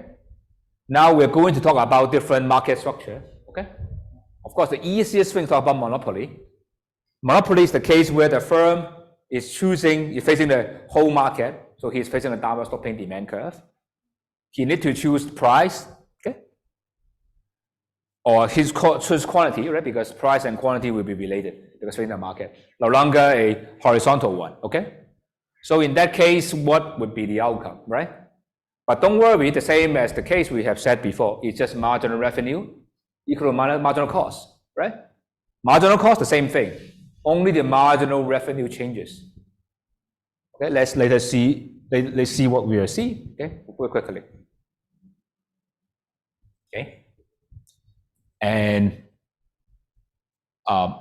first we have to define the following. Okay, first is because we have downward sloping demand curve. Okay, and the inverse is also downward sloping demand. Okay, maybe very trivial if you look at the graph. Okay, look at this. This is Q, this is P, right? And the higher the price, the lower the demand, right? And if you reverse it, P and Q, right? It should be like this as well. That's what it said, right? Means if you lower the quantity, then you can sell higher price. Is that okay? Or you charge more, you will sell less. Okay? I think that would be easy to see, right? The same thing. Okay? And do note that you have to, some of the people will be very careful, so make sure that you say inverse demand curve, but sometimes you just bracket it, then you know it's inverse demand. Okay? Because there's a terminology here, right? And here is some definition. Is you also learn from the principal class. It's called elasticity, right? Just how whether this -1 is when it's equal to -1, right? Because this is a percentage change in because you can rewrite this as right. I think you can rewrite D log Q and D log P, right? So this percentage change in price respond to percentage Q, right? And then this is called elastic, right? Okay, that is what it said. I don't need why they call this way. Just physics. Okay, if you learn physics, that is why they define, right? Elasticity of the object. That is, because people who early do this is come from mathematics and physics. They just follow the term. No particular meaning. Just but there's some meaning when you talk about monopoly. Later you will see. Okay, there's some you operate at certain region, the monopoly. You will see. Okay. So so here we have a downward sloping demand. Okay, which means that if the monopolies choose the price, the quantity will fix. If you want to sell everything, right? And fix the quantity, we get the price. So it doesn't really matter he choose the price or quantity, same thing, right? One chooses the price, we choose quantity. You choose quantity, choose the price, right? So the same thing, right? When a boy tries to engage with the woman, right?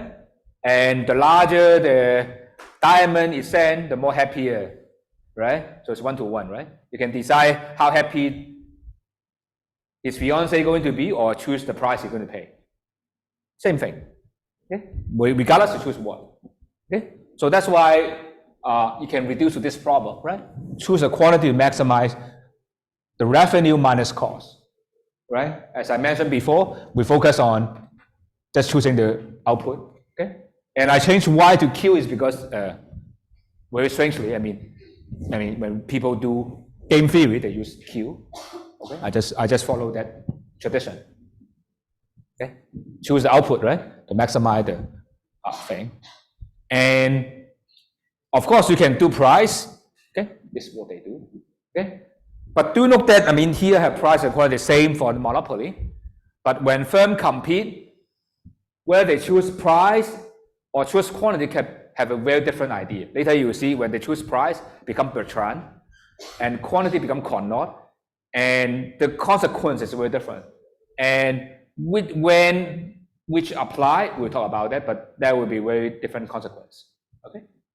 But when for monopoly, that's no different because it's facing down some demand. Whether it's choosing price, they're the same. Okay. And probably ask which one you should do, depend the formula, which is easier. Okay, there's no, then the same thing here. Okay, and if you take the differentiation here, this is product rule, right? Very simple. I don't see I need to talk too much, but the difference is compared to a perfect competitive firm is this guy. Right, people, you can see this is the difference. Okay, of course, by math it's very simple, but what does that mean here? Okay, look carefully. Okay, if you try to increase your output, okay, what you will get is for each unit you sell more, right? That's how much you will get because existing unit they sell one more, right? Suppose you sell 10 apples in the market. Now you add $1 to each apple, right? So you get $10 more, right? Right, because you, I now I'm going to increase one more unit. Okay, so the apple will sell $10. Okay, now you sell one more apple, so you earn $10 more, right? If you sell the same number of units, right? But the problem is you may not able to sell the same number of units, right? Because you're facing down some demand, right? You increase the price, there are less people buying it. Okay? That's the impact here. The negative feedback from increasing the output, right? You increasing output because down so many demand, you reduce price. So the P dash is negative. Right? Let me repeat the statement because it's very important, right? Because the math, everyone knows a product rule, nothing new, right? What is the interpretation here? Let me repeat. Now, suppose you are selling 10 apples at $10 in the market. Okay? Make it simple, right? $10, maybe easier. $10 for one apple, right? You sell 10 apples. Now, if you suppose you sell 11 apples, okay? And sell $1 more, right? And assuming that you can also again selling 10 apples, right? $11 for 10 apples, right? Then you have $1 more for each, right? So that's why it's price, right? Because extra unit selling $10 is just $10, right? Assuming you sell it, but you are not able to sell as much as before. So there's a repercussion of selling one more because you dump the market with more unit. So there's a reduction of your revenue because you reduce the price, right? Because you sell more, the price lower than for existing quantity. Is that clear? Okay, so there's a marginal revenue, right? So increase more, this is the change in revenue and the marginal cost. Okay, so I hope you understand why we have this. Is the math is very simple, just product rule, but you understand why, right? Just you sell one more unit, of course that unit can carry the price that is existing price, but actually you cannot sell existing price, so you have to take into account. There is a repercussion of dumping one more unit into the market. Okay, and when it's optimal, that's the same. So nothing new here, right? Later you see when we have Connaught, the same idea. Okay, Bertrand is very different, but Connaught the same idea.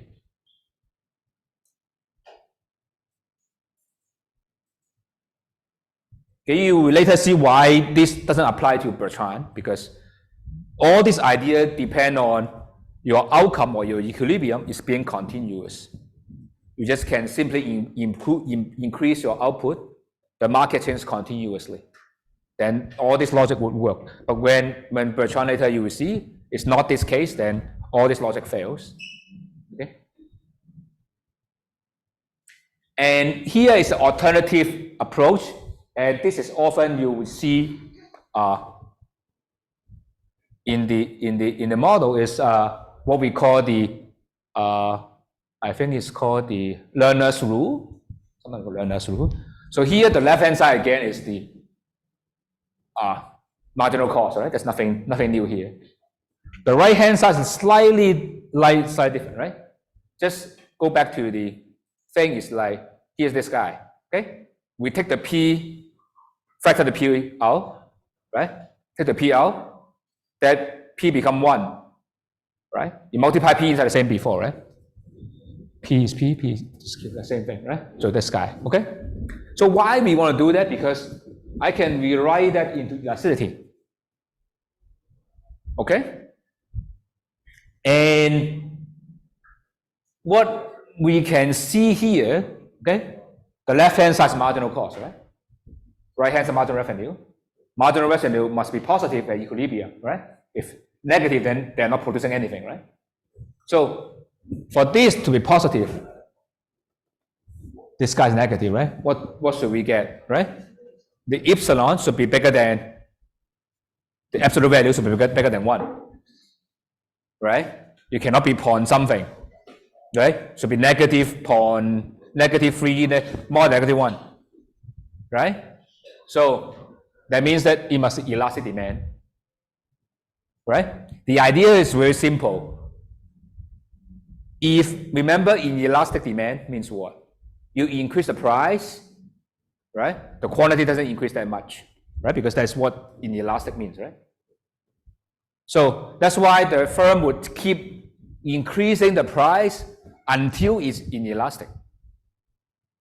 So until it's elastic, right? So that's the idea. So that does it make sense? Right? So that is what you learn, right? In the elastic region. Sorry, there's a typo here. Elastic region, typo. Yeah, elastic region. Okay. Sorry. Office typo, right? sorry for that. And I think this is what we call the learner's rule, I guess. This is how people estimate the elasticity of demand. And this is also very important for antitrust because you never see elasticity of demand, right? How can you do that? Look at the firm, look at the price you know, right? Marginal cost you can estimate, right? Because look at the accounting data, you can look at the cost, right? Cost is easy to calculate, right? Of course. Economic cost, right? You can estimate this quickly, right? Then this is look at how market power the monopoly has, right? So this is, this equation often appear no matter which model you're looking at. When you talk about monopoly, often you have this, you call about different structure of the model, you always get to this one. Okay, this is the rule that you often seen.